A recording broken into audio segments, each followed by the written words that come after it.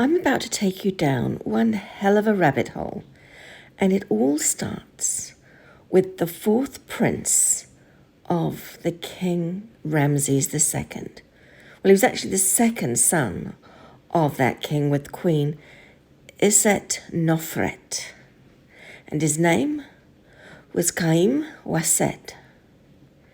Today, he is recognized as the first Egyptologist ever. But my story takes a lot of twists and turns. It gets into the book of Thoth. We look at magicians.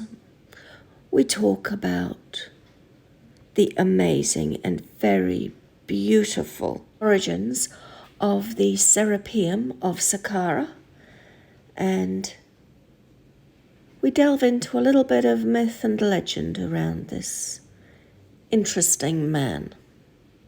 And then we come back to what I think the true story is around him. If you think the myths and legends are exciting, wait till the end till I tell you my perspective based on my dream regressions.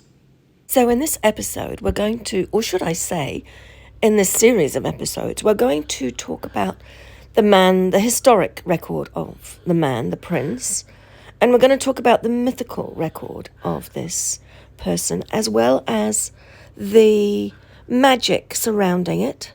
And there's a bit about Thoth, or as I knew him, Tehut, and also the Serapeum, and how it came about from my perspective. But right now, let's start with the historical record. Even in the 1200s BC, Egypt was old. So old that people took an interest in the things of antiquity. I remember thinking when I visited Tanis, how the place felt like a museum. The Egyptologist himself there enthusiastically described which era and location each of the magnificent items had come from. But it was not our modern world that had collected these items together and put them in Tanis. Oh no, it was the Egyptians themselves, the ancient Egyptians. They most certainly had a very strong interest in the even more ancient Egyptians. Just to put it into perspective, we're talking almost 2,000 years between King Nama and Ramses the Great, which is when our Egyptologist friend was active, and about 1,400 years between the time of Khufu and our Egyptologist. So their idea of antiquity was pretty much the same as ours. But the reason this guy is so incredibly interesting to me is not because today we call him the first Egyptologist. No, it's what he did and the myths and legends around him that I find so incredibly intriguing. I can't speak from the perspective of my own personal regressions. I'd actually passed on long before this guy turned up on the scene. So, yeah, I can't speak personally on him. But he apparently was the architect and creator of the Serapeum. And this is a bit of a contradiction for me in terms of my regressions, because if the Serapeum did not exist until after my time in Egypt, then how is it possible that I remember it so well and in such detail? But I'm going to come back to that question and also provide the answer. But first, let's discuss what we know about this prince of Egyptology. He was highly educated and a very cultured man because he was raised as a prince, and he was admired and respected by his contemporaries for his achievements, both in the military and the priesthood. And he's known in our modern world as the first Egyptologist because of his contributions to preserving and studying ancient Egyptian monuments, the temples and the artifacts. And he was instrumental in the rediscovery and restoration of many important sites. He is known to have made significant contributions to the study of even more ancient hieroglyphics and the development of the ancient Egyptian language. His role as high priest of Ptah gave him access to ancient knowledge and wisdom that enabled him to find things that others could not. And there are lots of very intriguing stories about him, and even theories that he was a magician. We'll come back and talk about the stories about him and how he was a magician shortly. But right now, let's talk about the site that's of the greatest interest regarding this man, and that is the Serapeum. It was as the Sem priest of Ptah in Memphis that he organized for the ritual burial of the latest of the Apis bulls that had passed away.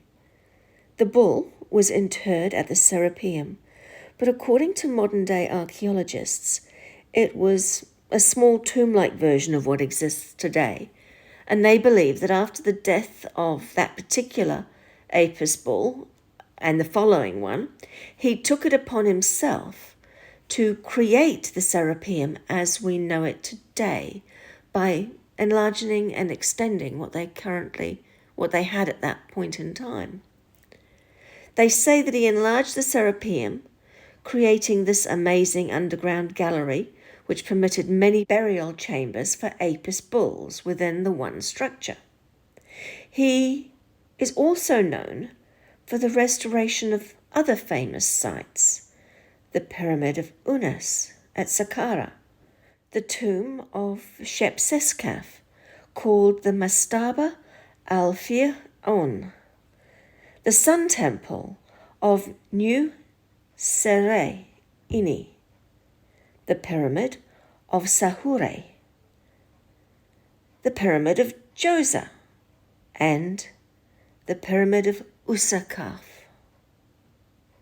He restored the statue of Prince Kawab, a son of the King Khufu, as well as other structures.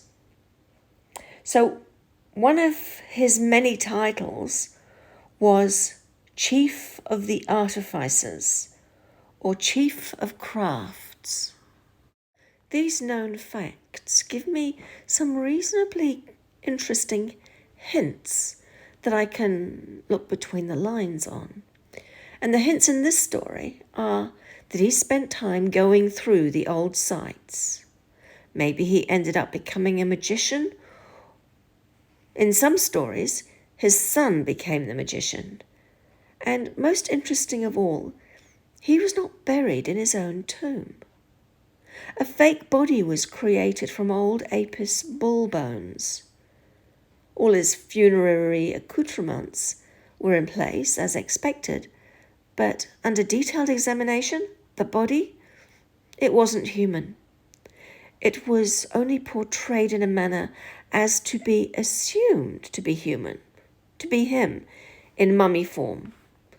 And no one would ever know unless the mummy was inspected in more detail or got dismantled. And they knew that was not going to happen. So why do you think this was necessary? Did he fake his death? Or did he leave instructions for his body to be elsewhere so it couldn't be retrieved by his enemies? Or was his body stolen? So they put the fake body in his tomb instead. I'm going to come back to this as well. So this fake body even had the genuine gold death mask on it. Not a good-looking death mask, I must admit, especially considering the statues of him. It just doesn't equate. But anyway, all these items, the gold mask, the wooden coffin, the amulets, etc., they all gave his name as Prince Khem Weset, son of Ramses II, and builder of the Serapeum. So this story is quite a wild one. We need to start with the stories archaeologists have found about him. And These stories are considered to be Egyptian fiction. So let's look at them, and once again we'll read between the lines based on what I know of that area and the customs. The first story is called Setne Kamwas and Nane Fe Kapta, with Setne Kamwas being our hero, Kayem West, and Nane Fe Kapta being a magician.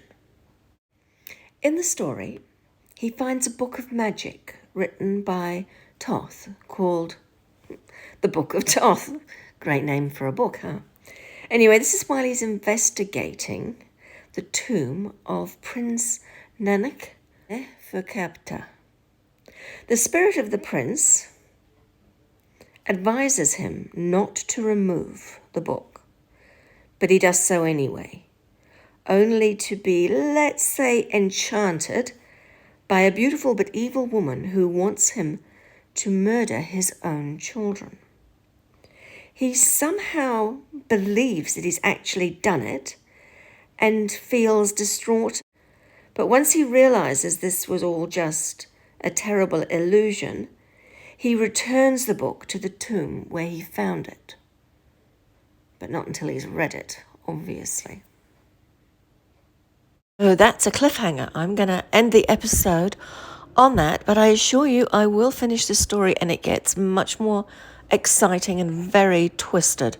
So it's just this episode's gone on a bit longer than I was expecting, and I'll try and have the next episode to you within a week or sooner if I can. And this is a really, really interesting subject and so very relevant to the things I have dreamt about.